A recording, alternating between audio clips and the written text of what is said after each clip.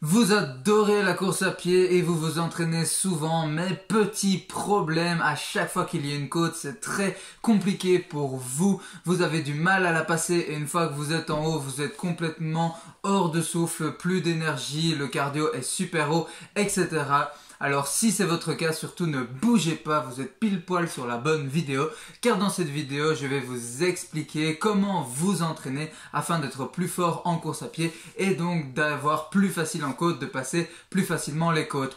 Donc si vous êtes prêts, eh bien c'est parti. Salut à tous, c'est Corentin, j'espère que vous pétez la forme et que vos entraînements se passent comme sur des roulettes. Pour ceux qui ne me connaissent pas encore, je me présente rapidement. Je m'appelle Corentin et je suis un jeune triathlète et surtout coureur qui a décidé de partager sa passion, son expérience et ses connaissances sur le triathlon, la course à pied, le vélo et la natation avec toutes les personnes, tous les sportifs qui désirent débuter ce magnifique sport ou tout simplement en apprendre un petit peu plus et gratter encore un petit peu plus de bons conseils. Donc aujourd'hui, nouvelle vidéo sur la course à pied et plus précisément sur la force et les côtes en course à pied car je me suis rendu compte que c'était un problème qui touchait beaucoup de débutants et que j'avais aussi lorsque j'ai débuté la course à pied et du coup je me suis dit que ce serait sympa de vous faire une petite vidéo sur le sujet afin de vous aider à être plus fort dans les côtes. Donc comme me l'avait dit mon entraîneur quand je lui avais parlé de ce problème, la solution est toute simple,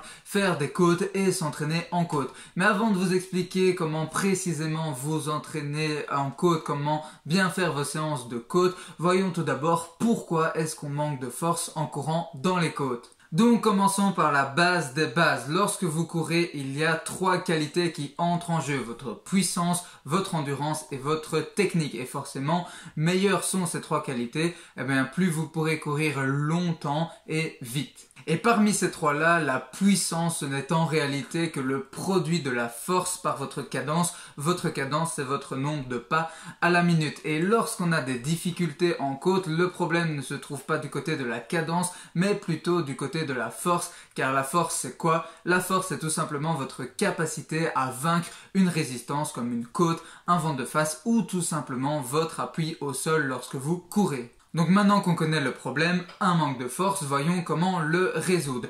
Donc comme je vous l'ai dit avant, votre force c'est votre capacité à vaincre une résistance. Donc tout logiquement, pour améliorer et augmenter votre force, il faut travailler contre une résistance, soit une côte. Car si vous vous entraînez uniquement à courir vite sur du plat, alors là c'est votre puissance que vous allez travailler et améliorer. Tandis que si vous faites des séances de côte, là vous allez apprendre à vos fibres musculaires à se contracter très fort et très rapidement et donc à fournir beaucoup de force en un court laps de temps très court et c'est justement ce qu'il faut améliorer pour passer les côtes plus facilement en courant. Maintenant, passons à comment faire des séances de force, faire des séances en côte. Déjà, première étape, tout simplement comme toute séance intense en course à pied, super important, faire un bon échauffement. Et un bon échauffement, ça se compose d'abord de 15-20 minutes où vous allez trottiner très calmement. Vraiment, vous êtes très à l'aise. Et puis ensuite, vous allez faire quelques éducatifs afin de bien échauffer vos muscles et d'acquérir une bonne amplitude de mouvement. D'ailleurs, dites-moi dans les commentaires si une vidéo sur les éducatifs pour la course à pied afin de s'échauffer vous intéresserait. Si oui, elle ne tardera pas à sortir.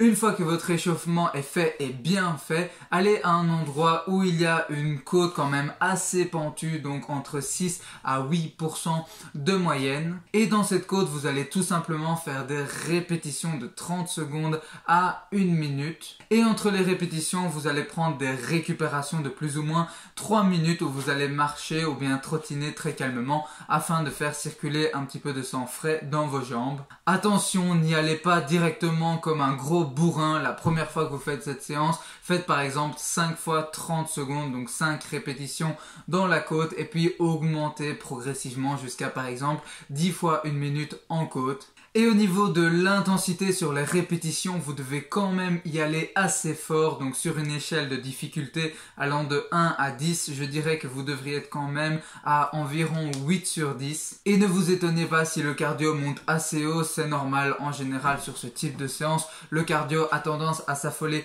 un petit peu. Donc oui, les séances de côte, ça pique, ça brûle, ça fait mal. Enfin, vous avez compris, c'est pas toujours très agréable, mais c'est le prix à payer afin d'être plus robuste, plus fort en côte et donc de les passer plus facilement. Je précise également que si vous m'avez suivi au début, améliorer, augmenter votre force, ça vous permettra aussi de courir plus vite sur du plat si vous avez une bonne cadence, une bonne endurance et une bonne technique combinée à ça. Et en plus, travailler votre force, ça va également vous permettre d'améliorer votre efficacité en course à pied. Donc vous voyez que c'est vraiment tout bénef.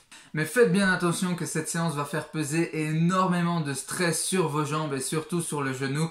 Donc si vous ressentez ne fût-ce que la plus petite douleur, que la moindre petite douleur au genou, dans le mollet ou quelque part dans la jambe, vraiment il vaut mieux arrêter cette séance. Et je pense qu'il n'y a pas non plus besoin de le préciser, mais on n'est jamais trop prudent sur YouTube.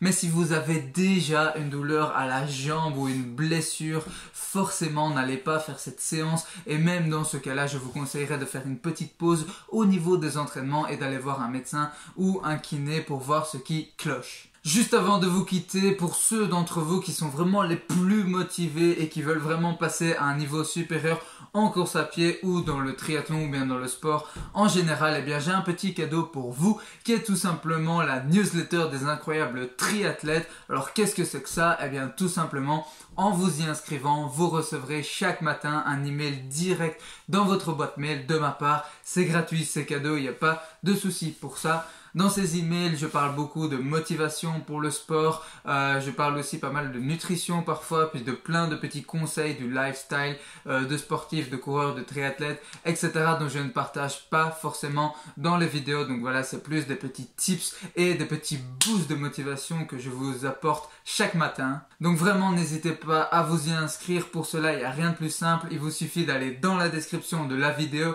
de cliquer sur le lien en face de newsletter, d'inscrire votre email et le tour est joué. J'espère que cette vidéo vous aura donné les outils nécessaires afin d'être plus fort en côte et donc de les passer plus facilement. Si c'est le cas, alors n'oubliez pas le petit like et même de partager la vidéo à tous vos amis coureurs afin que eux aussi puissent s'entraîner en force et arrivent à vous suivre dans les côtes tellement vous allez devenir puissant. N'oubliez pas non plus de vous abonner et d'activer la petite cloche afin de ne manquer aucune vidéo de la chaîne qui vous apporte plein de bons conseils pour votre entraînement triathlon, donc c'est-à-dire natation, vélo et course à pied. Pour l'instant, je poste beaucoup de vidéos sur la course à pied, donc vraiment si vous ne voulez pas manquer ça, n'oubliez pas de vous abonner. Je vais vous laisser ici, merci à vous qui êtes restés jusqu'à la fin de la vidéo et si vous êtes restés jusqu'ici, c'est que vous êtes ultra motivé pour gagner de la force en course à pied, donc je compte sur vous pour bien vous entraîner. N'oubliez pas de prendre beaucoup de plaisir à faire ce que vous faites en vous entraînant. Portez-vous bien, entraînez-vous bien et à la prochaine vidéo. C'était Corentin, ciao!